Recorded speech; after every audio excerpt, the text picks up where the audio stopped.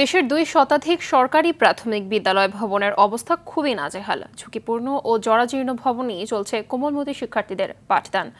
ফাটল ধরা ছাদ ও পিলার ধসে যে কোনো সময় ঘটতে পারে বড় ধরনের দুর্ঘটনা।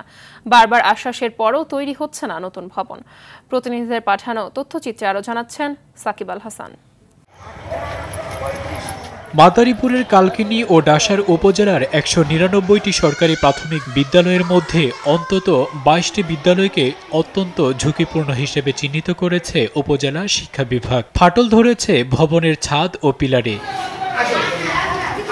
দক্ষিণ কৃষ্ণনগর সরকারি প্রাথমিক বিদ্যালয়, মহদ্দিরচর সরকারি প্রাথমিক বিদ্যালয়, উত্তর বাঁশগাড়ী নতুনচর, বাহাদুরপুর, এনায়েতনগর, সিম আলীপুর সরকারি প্রাথমিক বিদ্যালয় সহ অন্তত 200 স্কুল ভবনের অবস্থা অত্যন্ত নাজুক। জরাজীর্ণ ও ঝুঁকিপূর্ণ এসব ভবনেই চলছে শিশুদের পাঠদান। বৃষ্টিতে ভিজে বই খাতা মাথার উপর খসে পড়ে ছাদের পলেস্তরা। স্কুলে আসলে কখনো বৃষ্টি পড়লে আমাদের বই খাতা ভিজে যায়।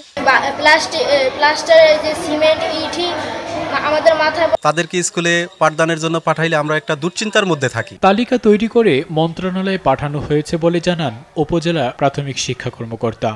এগুলো পুনর্নির্মাণের জন্য এবং প্রকল্পভুক্ত করার জন্য আমরা ঊর্ধ্বতন কর্তৃপক্ষকে বিষয়টি অবহিত করেছি। এদিকে নরসিংদী শিবপুরে 30 বছরেও সংস্কার হয়নি ধানুয়া উত্তরপাড়া সরকারি প্রাথমিক বিদ্যালয়টির সংস্কার কাজ। ওয়ালটন টেলিভিশন মাত্র 25,490 টাকায় পাচ্ছেন গুগল টিভি। ভবনের ছাদ ও পিলারের অধিকাংশ স্থানে দেখা দিয়েছে ফাটল, বেরিয়ে পড়েছে ভেতরের রড ও ইট।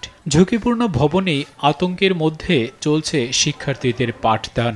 আমরা এই জায়গায় ক্লাস করতে খুব ভয় পাই। অনেক সময় দেখা যায় গার্ডিয়ান আছে, আমরা টিচার আছি, বাচ্চারা আছে, সবাই একটা আতঙ্কে থাকি যে কখন কি হয় এরকম আর কি। নতুন ভবন চেয়ে একাধিকবার আবেদন জানিয়েও কোনো সাড়া পাচ্ছেন না বলে জানান বিদ্যালয়টির প্রধান শিক্ষক।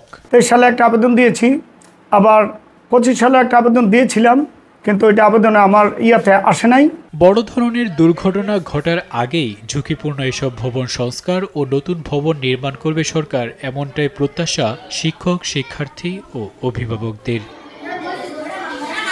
সাকিব আল হাসান, RTV।